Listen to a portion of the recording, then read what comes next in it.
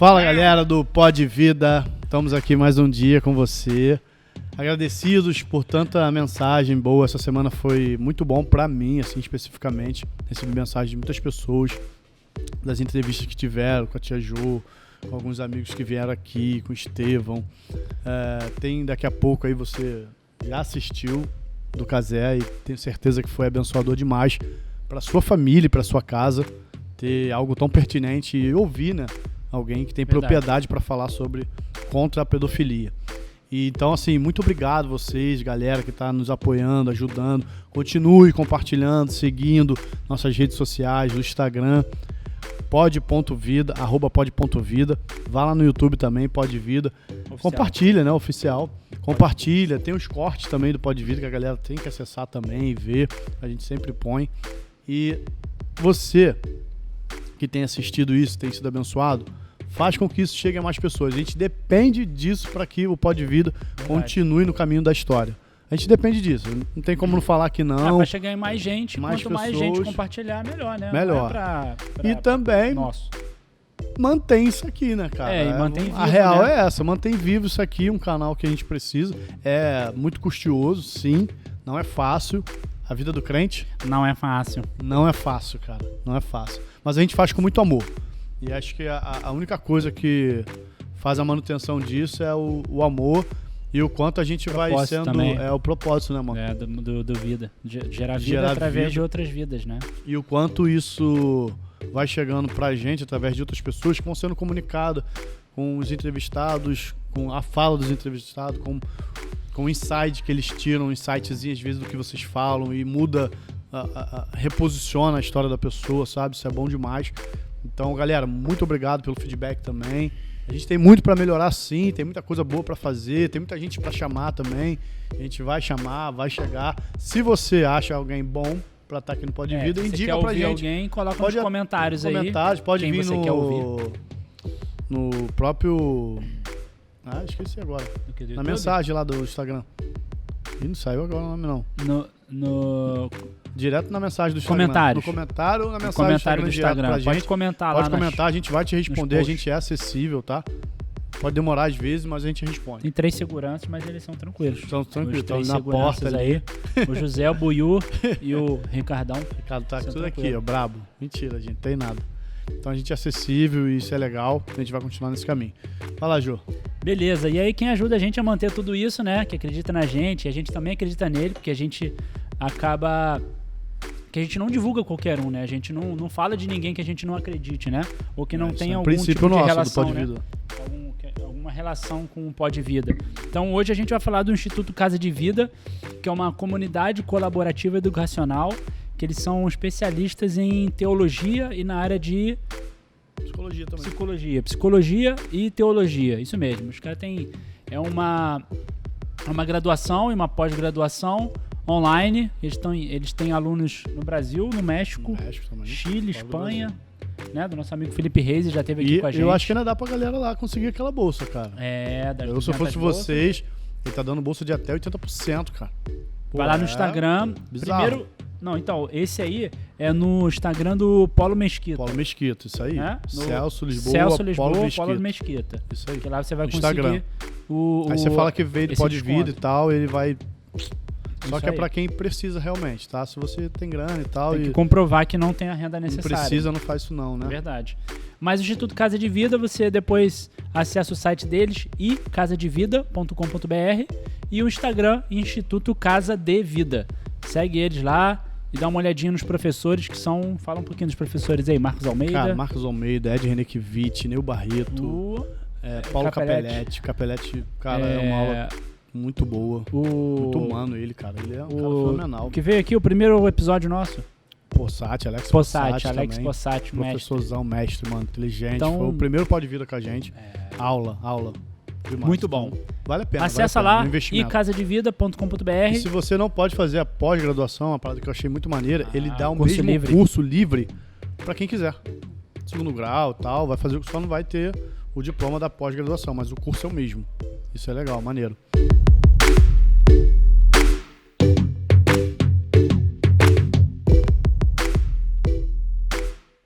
Beleza, então estamos É aqui isso. hoje com Michele Lemos. Michele Lemos? Isso. Ah, que chique.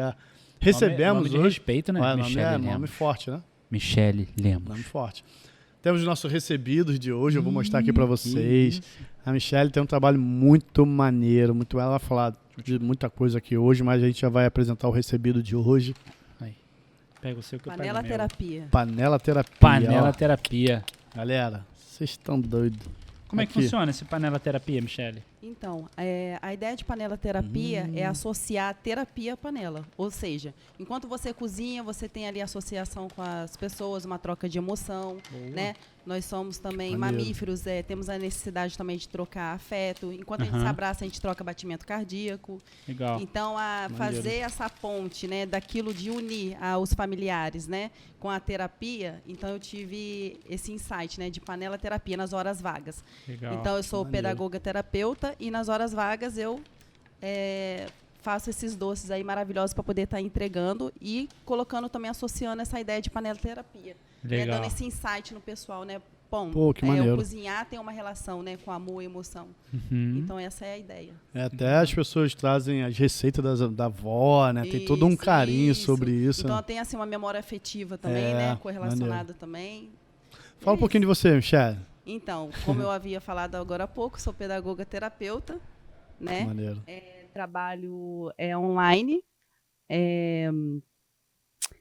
Faço também curso de psicanálise. Comecei há pouco tempo no Instituto Cássia Rodrigues, online. E é isso, pedagoga terapeuta. Faço direito também, isso. E queria falar também um pouquinho da minha página, Real Life Diary, né? Que tem aí um nome americanizado, o pessoal não consegue entender às vezes. Michele, por que você não colocou, né? Que é Diário da Vida Real, em português? Porque a primeira live que eu fui convidada foi de um amigo que tem uma rádio em Nova York, que eu queria até citá-lo aqui também, que é o Isaías. Só esqueci o sobrenome dele, mas é só ir lá no Real Life Diary, que é o único Isaías que tem lá. E então ele deu a ideia, falou: Michele, deixa esse nome americanizado, porque aí as pessoas associam, né? E lá você coloca embaixo a tradução, e é um jeito também de chamar a atenção. E é porque também eu acho muito interessante o trabalho também da Joyce Meyer, né? Que sofreu abusos também, que aí eu vou estar falando disso também. Porque, assim, o meu trabalho é muito extenso. Eu cheguei ao Instagram, na verdade, até para fugir um pouco do abuso que eu sofri também na família, por conta de pessoas correlacionadas ao meu casamento, né, que são os pais do meu marido. Então, eu quis fazer essa página também para poder mostrar um pouco do que eu fazia, por questão de abuso, que eles tentaram me desclassificar, né, no início, que é uma das coisas também que me levou também a estudar a terapia. Então, assim...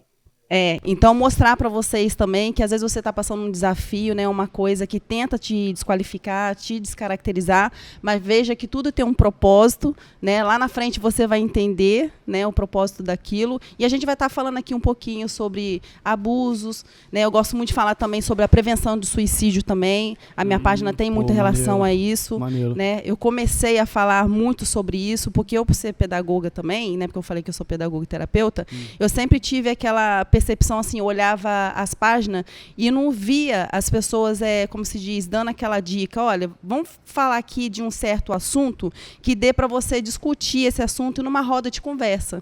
Então, eu sempre trazia nas minhas lives fins terapêuticos e jurídicos. Então, por isso que o Casé, né, Casé Fortes, ele veio para a minha página, porque enquanto eu falava de pedofilia, no combate à pedofilia com os fins terapêuticos, ele entrava com os fins jurídicos. Enquanto eu fazia lives com as delegadas que eu conheço, sobre Maria da Penha, né? Eu falava de fins jurídicos e elas sempre fins terapêuticos e elas jurídicos. Então vejo que sempre tem uma correlação, né? Então eu sempre tive essa ideia, né, de trazer assuntos que na roda de conversa as pessoas sejam capazes, né, ser autônomo e reflexivo, de dar sua opinião, né?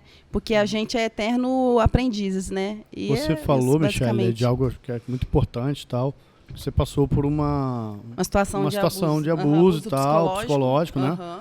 E que isso também, de uma forma, te impulsionou a estudar e tal. Sim. Mas como é que foi esse tipo de abuso? Vamos lá.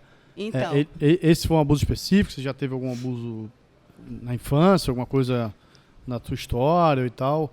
Como é que você, de família pobre ou não, como é que a Michele veio se desenvolvendo nesse caminho? Então, eu quis citar essas pessoas, assim, são até pessoas que ainda fazem parte, né, do meu cotidiano, e eu falei, Deus, como que eu vou abordar essas coisas sem que eu toque tanto essas pessoas?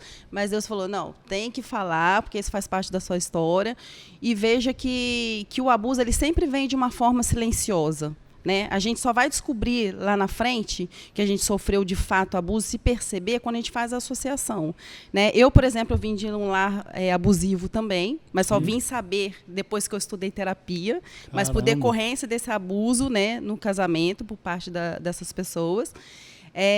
Porque meu pai sempre fazia algumas coisas correlacionadas à minha mãe que dentro da psicologia a gente sabe que não são aceitáveis, né? E só com essa correlação, por buscar aprender a terapia, né, que isso que me levou, eu fiz as associações. Foi desencadeando em você um monte de percepções passadas. Isso. Né? Então veja que uma pessoa que é abusada hoje, provavelmente ela não saiba, mas é sempre assim, advindo de um abuso que já está impressa nela desde da sua relação infantil, né, que são as feridas emocionais que ficam abertas, né, que fica ali. E a psicanálise vem muito sobre isso, né, isso. sobre a infância e tal, freudiana. Isso. Fala muito sobre isso, né? Isso. Então, quer dizer, você sofreu um abuso, você quase não se percebe nesse abuso, e quando você estuda, o que foi meu caso, eu comecei a perceber que lá tinha uma relação, né? E eu, por ser carente quando eu casei, né, e tenho essa relação de pessoas que puxam o abuso para si, né, por questões de feridas emocionais. No meu caso, era uma carência, porque eu tive um abandono paternal, né, em algum momento, porque meu pai se separou da minha mãe, e aí ficou aquela ferida aberta. Não, somos 4 lá em casa. Ficou aquela ferida aberta. Fora que quando o pai incorre em alguns abusos psicológicos com a mãe, isso também é uma forma de negligenciar também o filho.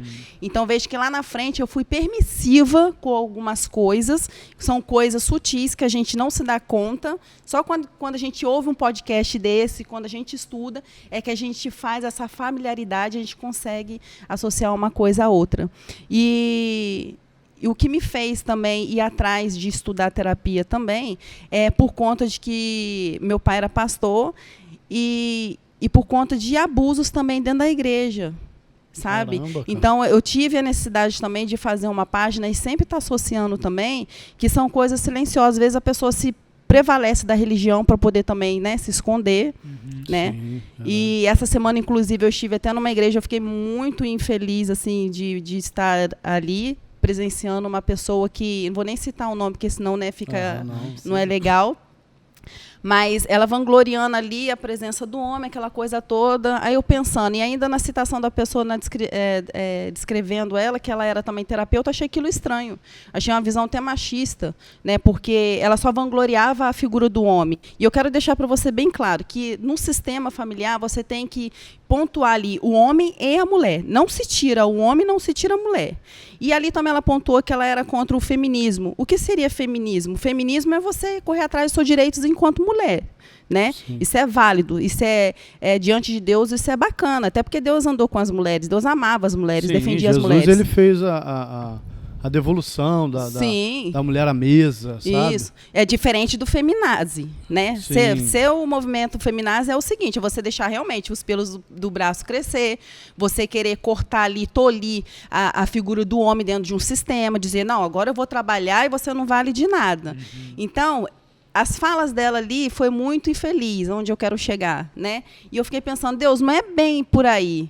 Quem me dera eu estar ali, poder falar e explicar para as pessoas, porque dentro do funcionamento familiar, o que vale é a mulher e o homem. Até para uma procriação também, a figura de um do outro não anula, né? Então, a gente fazer aqui a distinção de feminazi e feminismo. Feminismo, a gente tem que pregar na igreja, é válido, as mulheres têm que ter o seu lugar de fala, sim, né? E é o seu pertencimento, e dentro da família também, para você pertencer, uma das leis do amor também, advinda pelo o psicoterapeuta alemão, ele fala disso, dentre as leis do amor também a gente pode estar falando aqui, do que o sistema familiar ele tem que ser de uma forma saudável, ele só acontece através do pertencimento também. Maneiro. Então, como que você tira a fala de uma mulher e empodera somente o homem, né, falando que só ele...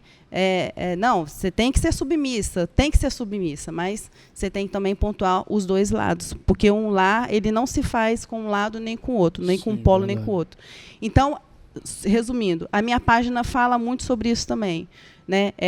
Contra o abuso na igreja, contra o abuso no dia a dia. Eu acho, Michele, que a gente tem que buscar o equilíbrio nessa história. Sim. Porque senão a gente fica mudando de polo. Realmente o patriarcado existiu. Sim. E existe muito ainda. Eu sou contra o patriarcado.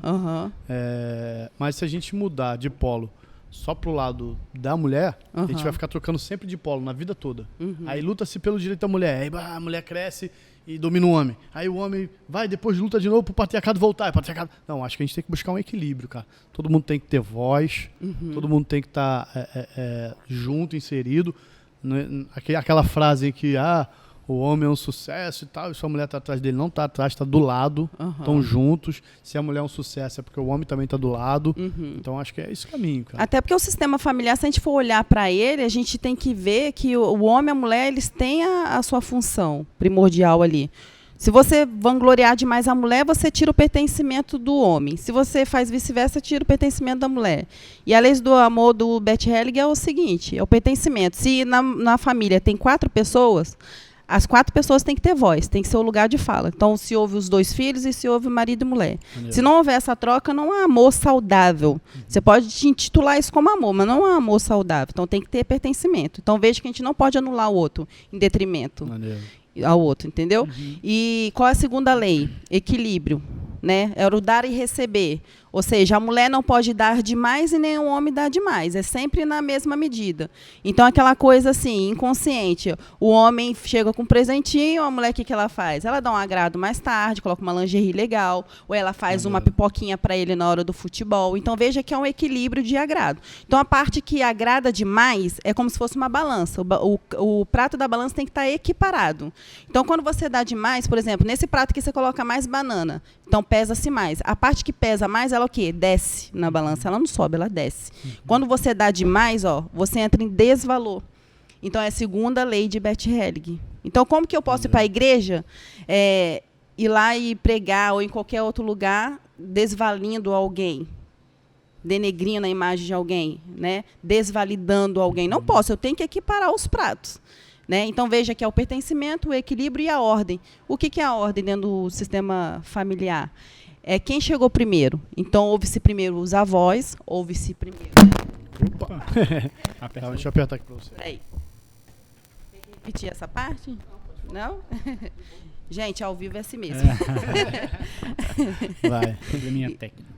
Pronto, tudo resolvido. Tá vendo como eles são importantes, né? Também. Então, é o pertencimento, né? O equilíbrio e a ordem. Então, os avós, né? Depois vem os pais e depois os filhos. Então, eu tenho que ouvir muito meu pai e minha mãe dentro do sistema familiar? Tem que ouvir. Mas quando você forma o seu sistema familiar, você tem que ouvir o seu cônjuge. Por isso que a palavra de Deus fala deixar pai e mãe. Gente, se a gente for ler a palavra de Deus, gente, perfeito, né, a terapia. Equilíbrio total. É a terapia, essa assim, segunda lei contemporânea. Que você falou aí, contemporânea. É Jesus falando que a gente tem que olhar o outro superior a gente, não inferior, jamais. A gente tem que olhar para o outro e falar assim, caramba, tem Deus ali, tem coisa boa ali. Né? E era uma dificuldade até do passado, né? Porque o pessoal olhava, não pode... de Nazaré sair alguém. Um galileu não sempre podia. Alguém desvalorizando alguém. Jesus veio valorizando, né? trazendo todo esse valor de novo. Pode e de uma sim. forma bem simples, de né? Nazaré mais pode, bonito, um galileu pode sim, tô aqui.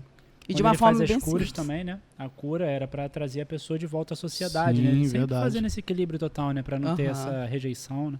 Jesus cura é do lindo, né? Perfeito, né? Deixando o acesso da mulher, uma prostituta, chegar até ele sem problema nenhum. Comer na casa de fariseu, comer na casa de publicano, lugar que os caras religiosos não queriam estar. Né? Então, eu acho de uma pertença enorme. A ressurreição dele também, né? Foi na aparência para a mulher que foi avisar os discípulos. A primeira aparição de Jesus. A aparição de Jesus foi a mulher que foi lá. A mulher que avisou. E vejo que trazer essas mulheres também, trazer outros contextos também, entra também o preconceito, né? Jesus não foi nem um pouco preconceituoso. Ou seja, tem nele também, para quem estuda Jesus, o quê? Uma pessoa bem resolvida. Né? Isso é tudo muito lindo, gente. Então, assim, ele né? Quanto mais você, a gente vai voltar lá, mas quanto mais você entra no preconceito, o que acontece? Você não fala do outro, você projeta você no outro. É a mesma coisa para uma pessoa, você fala, aquele lá, isso, aquilo, assado. Não, você está projetando você no outro, a sua percepção. Porque o outro é o transeunte, que a gente costuma dizer, é aquele que só está passando eventualmente. Ele parou para te conhecer? Você parou para conhecer ele? Então, eventualmente, você está vendo ele. Você só vai conhecer uma pessoa se, de fato, você conviver com ela ou começar com ela. Então, como que você abre a boca e fala de alguém? Então, você não está falando de alguém, você está falando de você está projetando no outro você. Né? Então, Jesus traz também aí o autoconhecimento. Né? Ele é a revelação do espírito, da alma, do corpo, de tudo. Né? E aí, voltando o assunto da última ordem, né, do amor, que a gente falou da relação, né, de formar uma nova família. Quando Jesus fala deixar pai e mãe. Então, se tem um avô, se tem um casal, se tem uns filhos, claro que os filhos vão ouvir os pais, né? E os filhos desses pais vão ouvir aqueles pais dentro do sistema familiar. Mas quando Jesus fala romper, já que a gente está falando de sistema familiar, última ordem do amor, quando Jesus fala romper com a família principal, né, que é os pais, em qual sentido? Já que você está formando um novo casal ali, um novo sistema, você tem que se adequar àquela pessoa que você está se alinhando agora.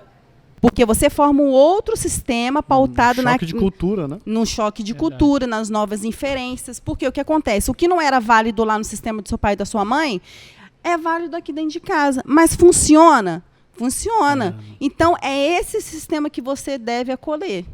Né? Então, veja que é bem importante. E é isso, é obedecer às 3 regras do amor. Você trabalha mais como terapeuta, né? O seu ofício maior durante a semana. Isso, online. E entrego bastante doce também. São as duas coisas. E qual é o maior número de casos que você tem pego ultimamente? Uma coisa específica. É mais de ferida emocional mesmo e abuso psicológico. É mesmo? É mesmo, tem decorrido bastante. Assim. Eu acredito, assim, aquilo que vocês falaram no início da live, né? O propósito, né? Tudo que nos acomete, né? Não é em vão. Né? Pra gente tratar alguém que já passou. É sempre assim. Se a gente for olhar uma história de quem se tornou psicólogo, terapeuta, sempre tem uma correlação, né? Um abuso, alguma coisa. A pessoa sempre foi em busca da solução. Né? Então, veja também, a gente estava até comentando agora há pouco sobre a frustração. Então, veja a importância de se frustrar. Né? Ou seja, a minha irmã mora na Suécia, eu estava pesquisando lá a vida, né, a qualidade de vida da Suécia, onde eu quero chegar sobre frustração. E fala-se muito da qualidade de vida da Suécia, aquela coisa toda, mas tem um problema. E um problema muito grande, que os jovens lá, né, por ordem do governo, não podem acatar a ordem dos pais. Ou seja, assim, não tem a obrigatoriedade dos pais corrigir os filhos lá. Não tem, se vocês pesquisarem. Qualquer idade? Então, o que acontece? Você tira do filho aquele poder dele se frustrar. Porque a frustração vem através também da correção. Né? Então você se frustra, você tem o quê? Não sabia disso, você se frustra, você vai atrás de uma pessoa mais velha para você, igual Jesus falou também que no conselho também, ali você encontra, né, acolhimento, sabedoria. Então, se você se frustra, você vai atrás de uma pessoa mais experiente do que você, pedir um conselho, né, até para você saber familiarizar ali se aquilo é normal que está te acometendo, aquela coisa toda. Eu né? queria ver um suíço ser filho da minha mãe, na época. Ela falava assim, não, moleque, não tem essa não. Aqui sou eu. Mostra o chinelão, quero ver o suíço agora. Eu. Quero ver. Quando você estiver debaixo do meu teto, tu não suíço fala cheio isso, de... não faz isso. Tá Meu doido, Deus. tu ia tomar muita surra, suíço. É muita cultura, né? Muita choque de cultura, louco, né? de país Mas pra isso país. também leva-se um problema. Os adolescentes lá cometem muito suicídio. Olha por aí. conta disso. Porque não tá acostumado não tá. Não tem com correção, as né? pancadas da vida, né? Ou se tem, ele Porque não... para você se tornar resiliente, o que acontece? Eu tenho resiliência. As pessoas mais velhas aí, né, que a gente ouve, né? Tem resiliência, por isso que eu superei, não sei o quê. Mas o que é resiliência? Né? É o estado físico, por isso que é um termo da engenharia da verdade, só que foi adaptado né, à psicologia, à terapia. É você sair do seu modo físico e poder voltar para ele. Ou seja, você se frustra, mas você volta. E você só é capaz de usar da resiliência se você passou por problemas e você superou problemas. Então, como que você vai buscar lá no seu registro de memória, que eles são automáticos, que ele fica registrado dentro de você? né? Coisas familiares para você solucionar o problema de hoje. Esse termo é dado também até para os que voltaram da guerra, nos resilientes, aqueles que combateram e tal. Porque aí a gente pode falar um pouco também da traumatização.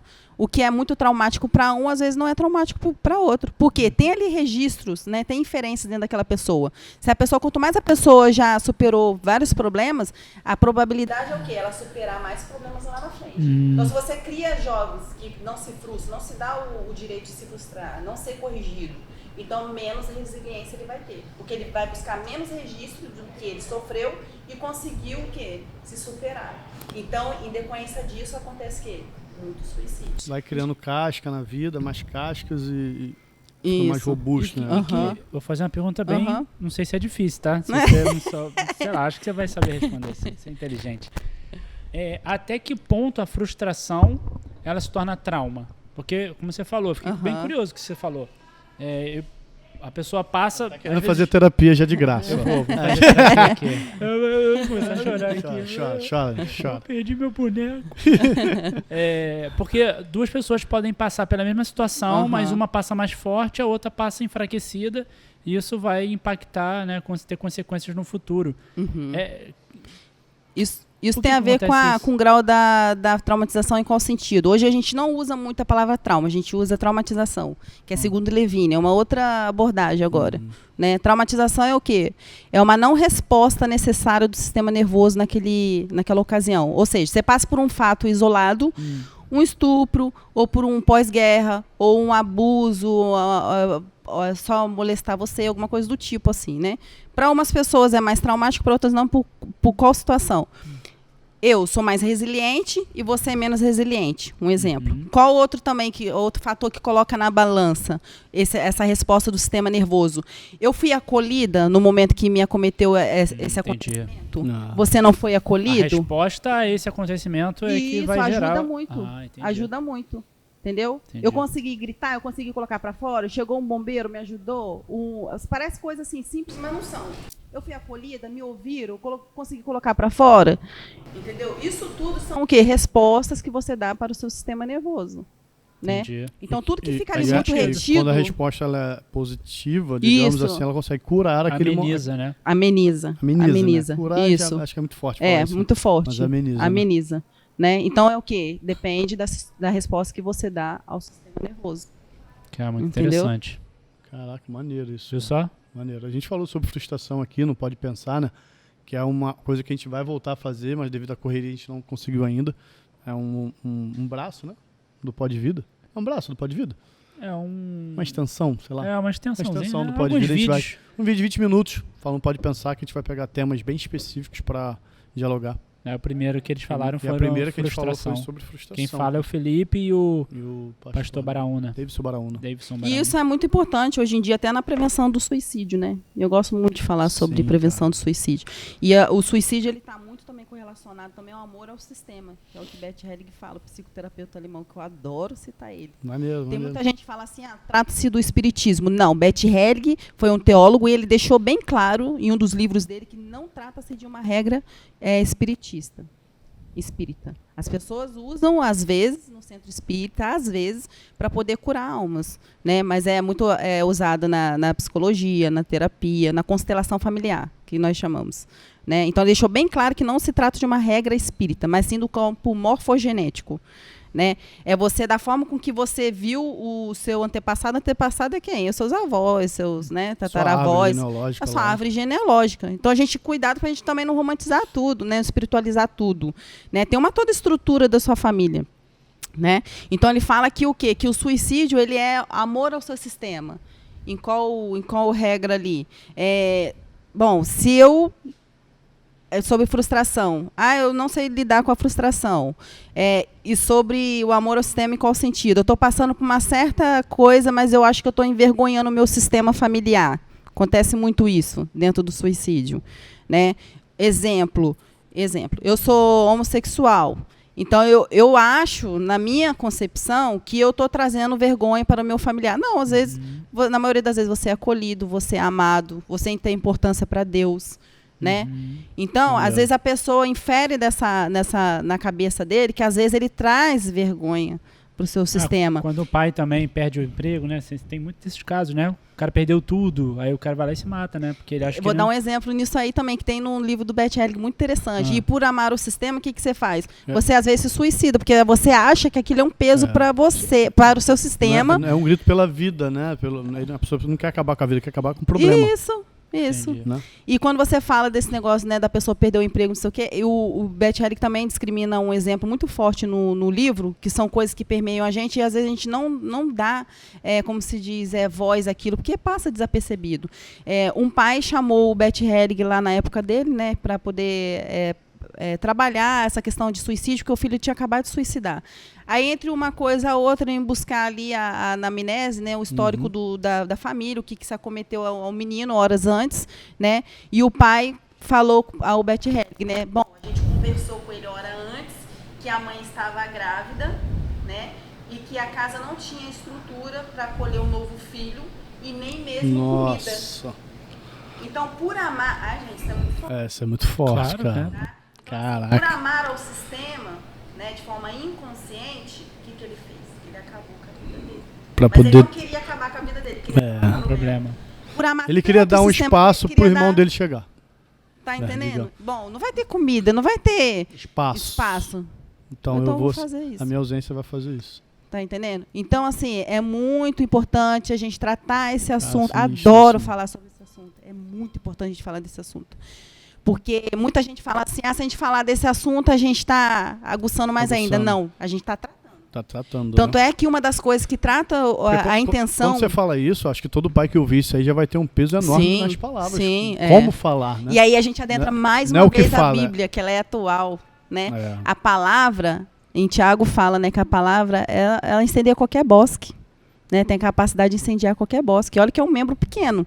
Então, tem que ver, né, o grau da palavra, né, que a gente solta. A língua, ela tanto é para bênção quanto para maldição, né? Se você não segurar ela, fica indomável. Mas essa conscientização tá melhorando, né? Falar sobre suicídio, né? Tá melhorando, né? Tá melhorando porque tá muito alarmante, né? Que nem, por exemplo, morre-se mais de suicídio do que de AIDS.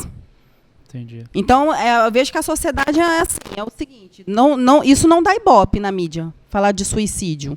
Tá? Alguns acreditam que alarma e outros é porque realmente não dá ibope. A não ser que morra também uma pessoa muito conhecida em decorrência disso, aí eles vão tocar no assunto e fica a semana toda falando disso. Mas a mídia tá mudando muito, né, Michel? Tá? Mas também eles acreditam que acha que vai aguçar, mas não vai. Porque o vínculo afetivo, ele impede da pessoa fazer. Isso, né? Porque se a gente está falando aqui de uma coisa que você, na maioria das vezes, você se mata porque você tem amor ao seu sistema, se você tem um vínculo afetivo, você impede de se matar. Qual outro fator também associado? Um transtorno psiquiátrico. Qual outro fator associado? São as drogas. Porque isso aumenta na pessoa o quê? Os pensamentos disfuncionais. Porque os pensamentos, eles se dão de forma automática. Né? Eu quero deixar bem claro aqui, que para as pessoas que são leigas, né? Porque essa é a finalidade do podcast. A gente tem órgãos no nosso corpo, isso é evidente, a gente sabe, cada órgão tem uma funcionalidade. A funcionalidade do rim é o quê? Filtrar o sangue. Do coração, bombear o sangue. Então, veja que são verbos diferentes. Um bombeia, o outro filtra. E qual a funcionalidade do cérebro? É fazer o quê? Processar pensamentos, tanto negativos e positivos, no discorrer do dia. Isso ele faz oscilando o tempo todo, a depender da sua emoção. Então, se você tem ali pensamentos negativos, disfuncionais o tempo todo, você pode chegar a cometer o suicídio. Entendi. Isso aí, né? É uma questão de não conseguir recalcar isso, como Freud diz. Chega a ser esse sentido. De alguns não conseguir fazer um recalque disso e isso ter mais voz dentro de si e ir para a consciência. O recalque, ele é o filtro, acho, da pré-consciência e a consciência, né? A gente tem que andar sempre fazendo filtro. Se a gente não filtra o pensamento, o que acontece? Ele domina a gente. Só que, na verdade, é a gente que domina o pensamento. É aquilo que eu estou falando, o pensamento se dá de forma automática. Né? Você pode ser recalcado, você tem as suas pulsões ali. É inconsciente. Que é inconsciente. Mas a gente tem a capacidade de dominar os nossos pensamentos. Né? De filtrar os nossos pensamentos. Então, como que a gente faz isso? Com autoconhecimento, né? Com resiliência, com inferências pessoais, subjetivas. Como é que faz esse autoconhecimento aí, Michele?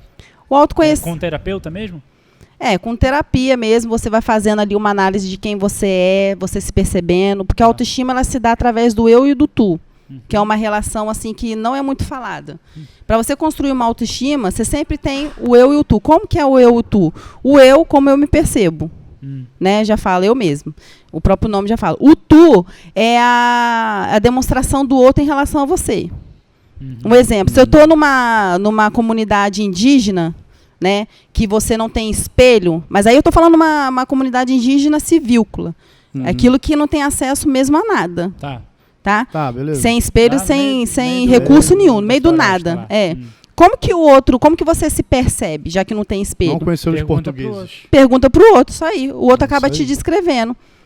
Então, o autoconhecimento se dá através da autoestima, na relação de que você se percebe, aquilo que foi impresso em você no discorrer da sua vida, e na relação com o outro, porque o outro também vai te descrevendo. Mas aí... E onde ocorre o outro, e muito legal você falar sobre isso, ele fazer um autoconhecimento totalmente diferente do que ele realmente é. Esse distúrbio. Até que momento ele... Distorce isso? Distorce isso, né? Para prevalecer-se, né? Ou isso ser uma questão de aumentar a sua estima, né? Porque às vezes o outro desconfigura quem ele é para poder ter a sua estima elevada. Né? E entendi. Essa questão do autoconhecimento. Como é que a pessoa pode se ver ou não fazer isso? Que nem, por exemplo, aí adentrando a isso, nessa distorção. Às vezes você tem pais e mães narcisistas, às vezes pode te desconstruir o tempo todo, né? Porque a gente pode falar aqui também de mãe narcisista também, que tem a falsa percepção, como tem no senso comum que fala que tem, como se diz, mães são boas, todas são boas, não são. Tem as mães narcisistas que pode te desconstruir. Tem aquela fala também de que maternidade também é algo instintivo também, não é? Então, são construções que a sociedade vai fazendo e a gente vai respeitando demais a nossa mãe, mesmo sendo narcisista. E a gente tem que se afastar. Né? A gente pode falar um pouquinho disso também. Mas por que eu estou falando isso? É na distorção, igual ele falou. Então, se eu tenho uma... Porque se... Eu entendi o que você falou. Porque se eu tenho a relação eu, se eu tenho a relação tu, essa relação eu, já que ela é deturpada, e a relação tu também, ela pode ser deturpada também, como que eu faço isso? Através da terapia mesmo. Não tem para onde correr. Não tem para onde correr. Porque ali é onde o terapeuta vai começar a dizer, né?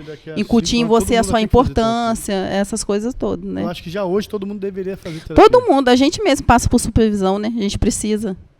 E terapeuta? Faz terapeuta? Faz terapia? Quer dizer, claro. Tem que fazer, claro. né? É uma supervisão que a gente chama. Tem que fazer, né? Porque a gente ouve tanto problema que a gente vai cauterizando isso dentro da gente. A gente acaba transferindo também, a gente tem que ter cuidado. Não, de lixo, tanta coisa para dentro, se você não reciclar isso e ir lá expurgar esse lixo. Isso. E se a gente não reciclar também, a gente acaba transferindo também. Porque são problemas, às vezes, que como se diz, aponta a nossa ferida, vai ali, e se a gente não jogar fora, né, não ter aonde, né, reciclar aquela energia, a gente acaba transferindo em algum momento, e a gente não pode. A gente tem que tratar ali bem no específico mesmo. Aí quem que trata o terapeuta da terapia da terapeuta? Deus. Esse é o melhor. Esse é o melhor de todos. Não, você não pode fazer com nenhuma amiga, né? Amigo você não pode fazer. Não podemos. A terapia tem que fazer com alguém. Mas quando ele diz sobre o fardo, que deve lançar sobre ele todo o fardo pedaço, é sobre isso, né? É o fardo que a gente recebe toda essa carga e entrega para ele. Para ele aliviar. E o interessante disso tudo é que ele deixou pra gente o Consolador, né? Que é o Espírito Santo de Deus. O que eu acho mais lindo nisso, que é terapêutico, é que quando você...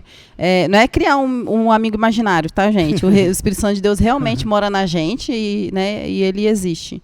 Então, só o fato da gente falar com a gente mesmo, a gente está falando com o Espírito Santo de Deus. E o fato da gente falar, a gente está reprogramando a nossa mente. Porque as pessoas têm a falsa percepção de que o que programa a gente é o pensamento. Não, a gente controla o pensamento. E como que a gente reprograma também o pensamento? Através da linguagem. Então, se a gente pode falar também um pouquinho de neurociência e fé hoje em dia. Então, assim, se a gente conversa com o Espírito Santo de Deus, isso reprograma na gente positividade, né? Perspectiva nova de vida. Então, ele renova na gente esperança. Então, por isso, a proporção que a gente... Por que a fala é tão importante? Porque a proporção que a gente vai conversando com a gente mesmo, vai tendo aquela certeza que tem um Espírito Santo morando na gente, a gente vai falando, vai se reprogramando. Por quê? A linguagem, ela tem 3 objetivos fundamentais. Ela articula, orienta Ela articula, orienta e ordena os pensamentos. Então, é a linguagem. Então, à medida que você vai falando, por isso que a palavra de Deus fala também, profetizar. Falar coisas boas. Legal. Tá vendo, gente? Tem que ler a Bíblia. Isso aí. É o melhor manual. Melhor manual mesmo. Quando fala que é pra gente profetizar palavras boas, é isso. Porque a gente vai reprogramar. Eu ia olhando aqui essa água, rapidinho, eu lembrei, Felipe, e eu esqueci o nome. Jonatas. Jô, pode chamar de Jô. Jô. Então, olhando essa água aqui, já que a gente está falando de linguagem, eu lembrei de um estudo, que ele é recente, ele é muito assim claro pra gente, de um especialista, um cientista que ele pegou 2 águas em ambientes diferentes. Em um ambiente tóxico e um ambiente limpo, vamos dizer assim. Mesma qualidade de água, límpida, potável, próprio para beber. Quando você diz ambiente, você está falando de pessoas que... Pessoas, energia, não, de energia. De energia. Isso. Ali ele falava palavras positivas. No outro ambiente ele falava de palavras negativas. O ambiente que ele falava, então. professado. Tá, beleza. Porque a gente vai abrindo muitos insights, muita janela, né? Então, se o dono do podcast não ajudar a gente, minha filha, a gente se perde, porque é muita informação. É muita informação pra galera entender, né? Que energia, que campo é esse que a pessoa tá escolhendo 2 águas em lugar diferente. Então, a gente vai falando palavra positiva em no lugar, e em outro cômodo a gente vai falar palavras negativas. Esse campo que eu falei palavras positivas, a água continua intacta. No outro campo, no outro cômodo, Sim. Outro laboratório, que a gente falou palavras negativas, aquela água se tornou turva. Perdeu ali a funcionalidade dela de ser potável. Não é mais, não é mais capaz de ser bebida. Eu vi um estudo desse para oração que fizeram na sala com uma pessoa que orava e uma pessoa quieta. A que orava emitia ondas, sabe? Fizeram tudo uma sala, 2 salas iguais, com radiações, com tudo que fosse qualquer sinalzinho eles captavam. E aí a pessoa, quando eu começava a orar, as ondas começavam a fazer assim por cima da pessoa. Sim, a gente é energia o tempo todo. Por isso que eu estou falando para a gente nos espiritualizar tudo no sentido de que eu creio em certa coisa, então a gente a gente não energiza. Energiza, porque a gente não é espiritual, alma e corpo. Então, a gente, por ser espírito, a gente energiza. Né? A própria sinapse que você vai fazendo, você vai energizando o seu ambiente. Faz bem, então, toda manhã a pessoa olhar para o espelho e profetizar sobre a vida dela. Sim. Isso é terapêutico também? Isso, porque aí você vai revalidar o que você está achando de positivo sobre você. Porque enquanto a sociedade está falando o contrário, você está validando uma coisa boa que a Bíblia falou que você é importante. Maneiro. Né? Que você é tudo de bom. Né? E a relação de fé e neurociência hoje em dia, ela não é algo dissociado. Elas trabalham junto. Por quê? Agora eles estão vendo que o negócio está pegando para capar, né? Não tem como mais tirar o cabelo virando. Não tem como para onde correr. Aí estão sempre associando. Em qual sentido? Enquanto você profetiza, você tem uma fé ali, você está emanando químicas boas para o seu cérebro. Por quê? Porque quanto mais você não tiver uma fé, você não tiver um Deus, né? Você não crê em nada, o que acontece com você? Você se estressa mais, você acha que você não tem esperança. Mas quando você tem uma fé e você professa coisas boas que a Bíblia fala, você deixa de se estressar, então você elimina menos cortisol no seu corpo, que é o que adoece as suas células, que é o hormônio do estresse, e você passa a produzir mais ocitocina e serotonina, que é o hormônio da familiaridade, da alegria, do prazer. Então, veja que hoje em dia não tem como desassociar. É fé e neurociência. Eu queria ler um texto aqui bíblico, cara. Pode, eu quero. Tem tudo a ver com o que você está falando aí, que é Filipenses 4:8. Amém. Quanto ao mais, irmãos, tudo que é verdadeiro, tudo que é honesto, tudo que é justo, tudo que é puro, tudo que é amável, tudo que é de boa fama, se há alguma virtude e se há algum louvor, nisso pensai. Cara, é isso, mano. Tudo que é bom, tudo que é perfeito, agradável, honesto. Pensa nisso, cara. Produz isso na tua cabeça. Palavra, cara. Fazendo uma terapia em nós já. E por que a gente tem que pensar coisas boas? Aí agora vou adentrar aqui, o pessoal deve estar perguntando, por que esses bichinhos amarelos aqui? Emoji. Emoji, né? Isso é o famoso emoji, né? Familiarizou, sim. Então vamos lá, gente, vocês conhecem emoji. São as carinhas, né? As reações. Então isso é emociômetro, que nós chamamos dentro da terapia. Emociômetro. Fazer a medida da emoção, vamos dizer assim, né?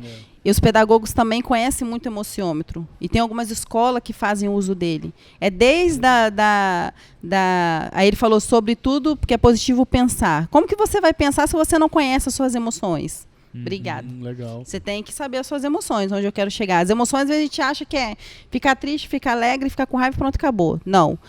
Há teóricos que falam que a gente tem de 27 a 30 emoções. Caramba. É. Aí eu vou fazer uma cola, porque eu tenho uma cola. Ó, Tá. mais ou menos assim, ó. Maneiro. Ficar calmo, tediado, o estado de estético, inveja, encantamento, divertido, apavorado, interesseiro, o estágio de estar admirado, apreciar, romântico, nostálgico, satisfeito. Não tem como falar isso tudo, gente, sem cola. Entendeu? Então, assim, de 27 a 30. Maneiro, hein? Esse é o exemplo de algumas emoções. Então, como que você vai pensar de tudo que você fizer, você tem que pensar positivo, que é o que ele leu ali.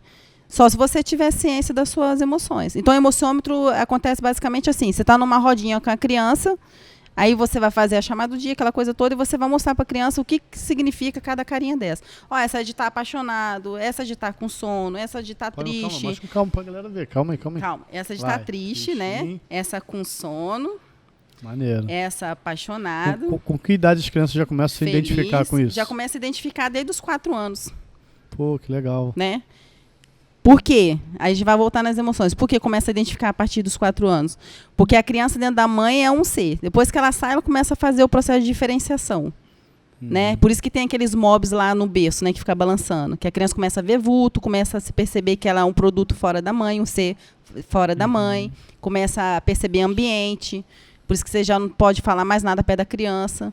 Nem dentro da própria barriga. Né, já na barriga. a Então, pessoa desde já os 4 sente. anos, a criança já começa já a ter noção de emoção. Então, se você tem de 27 a 30 emoções, você vai trabalhar essas emoções de qual forma? Intitulando para a criança, ó, esse é o estágio de estar triste. Vamos brincar aqui de fazer o triste? Aí todo mundo brinca de fazer Faço o muito triste. isso com meu Pô, filho. maneiro. Isso é muito interessante. Você vai fazendo as emoções e fazendo imitações, porque aí vai cair de novo. Porque aí a criança vai distinguindo, ela vai fazendo essa discriminação de um sentimento para o outro, você vai intitulando. Quando você intitula como é essa emoção dentro dessa pessoa, você faz a representatividade. E quando você faz a representatividade, aquilo, o que era muito grande dentro de uma situação, de um contexto para uma criança que depois virou um adulto, acaba internalizando de uma maneira mais fácil, porque ele sabe que aquelas emoções estão existentes nele, ele sabe que aquilo vai passar e que aquilo é um estágio. Então, por isso que você tem que intitular as emoções dentro das pessoas. E, sobretudo, pensar positivo. Janela light. É diferente de janela kill. O que é janela light, janela kill? Se eu passo o tempo todo pensando coisas negativas, eu estou dando um power a mais o tempo todo na minha cabeça em coisas negativas, eu estou abrindo janela kill o tempo todo. Isso me adoece, é cortisol. Lembra o hormônio do Mas como é que estresse o tempo faz pra parar todo? esse pensamento, doutora? Hã? Como é que faz pra parar esse pensamento aí? Para parar? Filtrando, com autoconhecimento, lendo coisas boas, vendo um podcast desse. Então você vai se reeducando. Porque se você tem Pô, uma mas mãe... É difícil. Eu vou te Como? falar. Essa madrugada. Acordei de madrugada, Vai, eu tava pensando no trabalho. Eu tô muito estressado com o negócio de trabalho. Sonhou até Aham. que tá. É sonha. curtindo. É, isso aí. E aí eu fico mentalizando as coisas, né, do trabalho, o estresse do trabalho, e às vezes eu não consigo tirar esse pensamento, porque fica lá e ele é mais forte, sabe? É muito louco. Chegou uma hora na madrugada que eu tava morrendo de sono. Que era e pra eu... orar e não orou. Então, É, eu eu acho que é falar isso. com Deus. É brincadeira. Deus, eu não tô conseguindo tirar isso da minha cabeça. Eu tô discutindo com o outro setor da empresa aqui por uma coisa que passou e uma reunião que vai ter na próxima semana. Aham. E eu tô ali fazendo a Preocupado, voz né? dele, a objeção dele. Já tô pensando como eu contorno essa objeção dele. E, cara, eu fiquei assim, quase uma hora eu parei e falei assim, Deus, não tô conseguindo, me faz dormir aqui porque eu preciso descansar. Uhum. Muito difícil, E é cara, por tirar esse isso, pensamento, e né? é por isso que a gente está falando. Quanto mais janela lá kill que você faz, você dá um Uhum. power a mais. Se É. você dá um power a mais, você o quê? Vicia o seu cérebro naquele Sim. tipo de pensamento. Então você tem que quebrar como?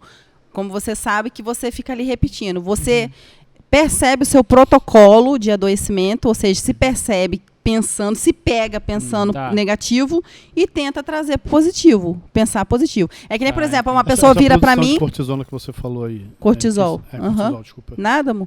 Em que sentido?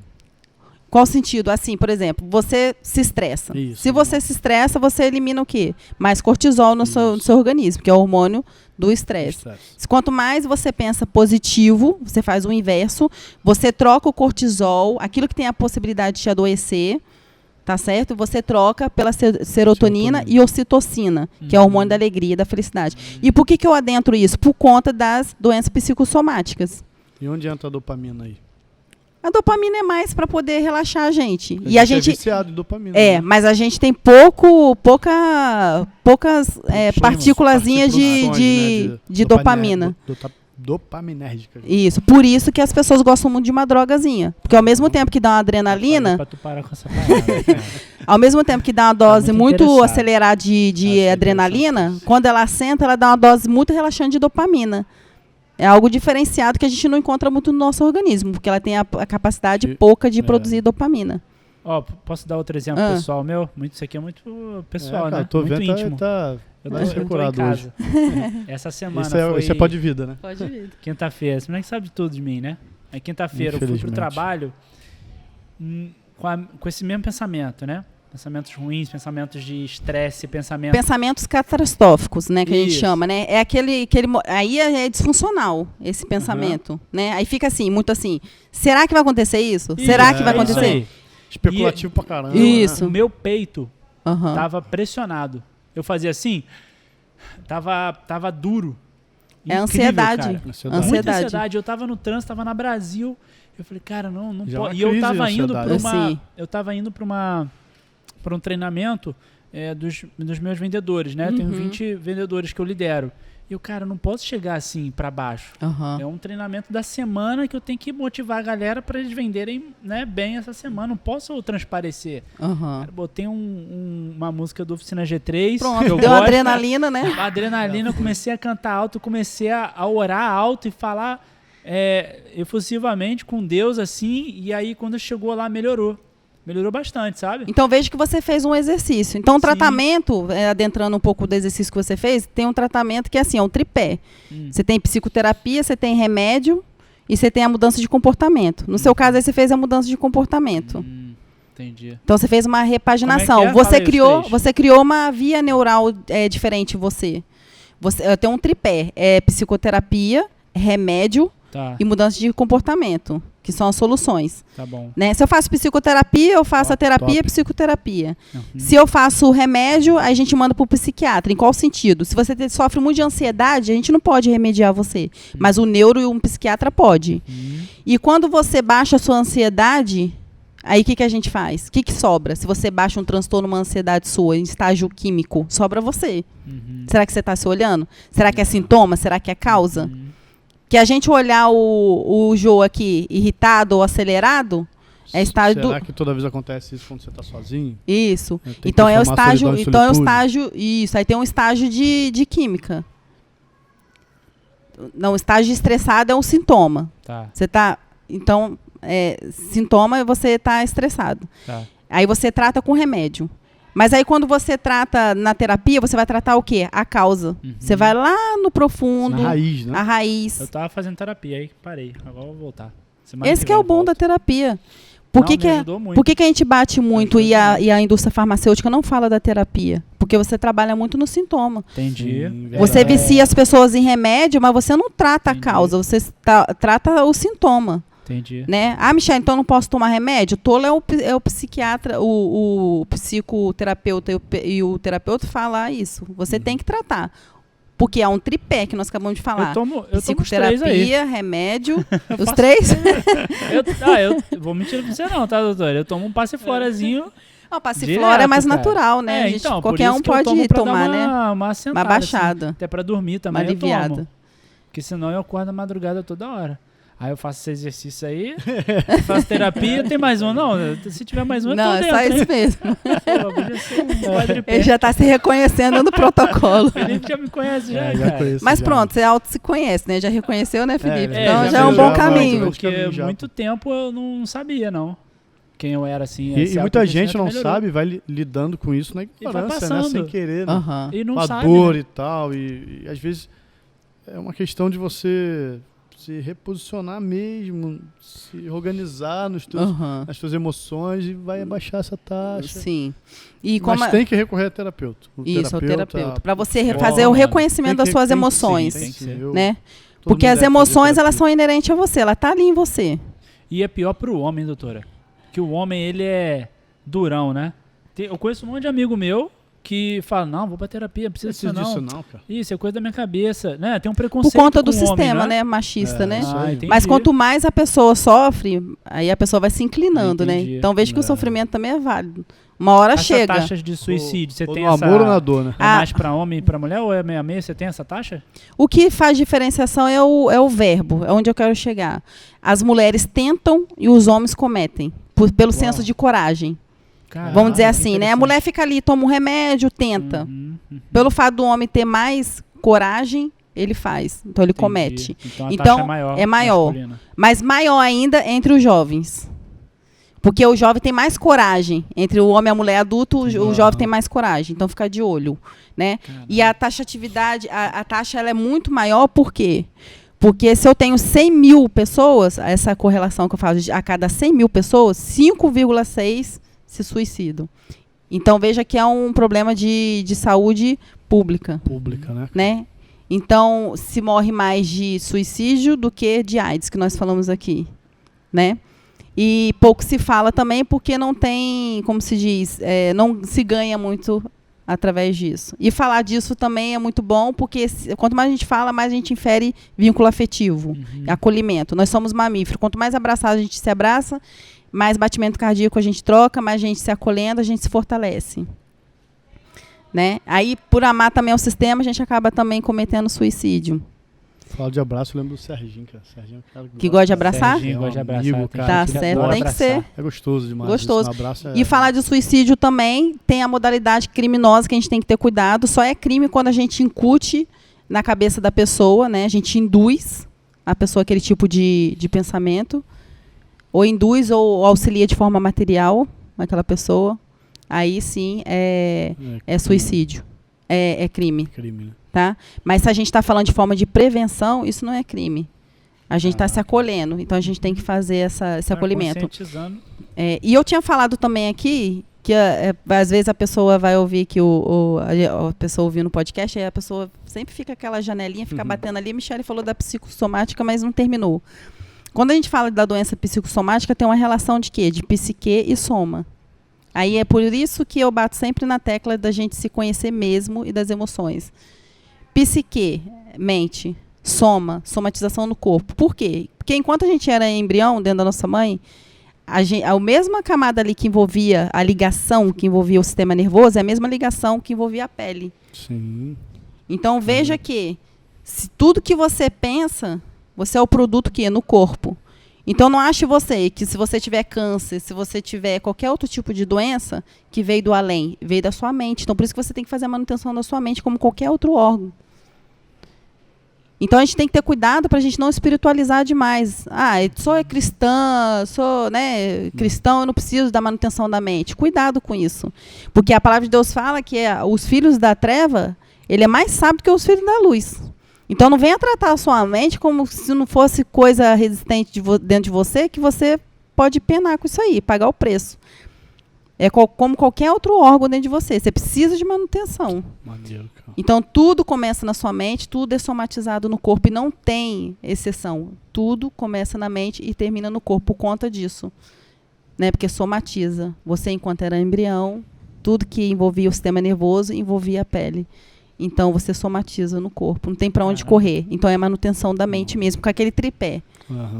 Tô agarrado nesse tripé aí, doutora.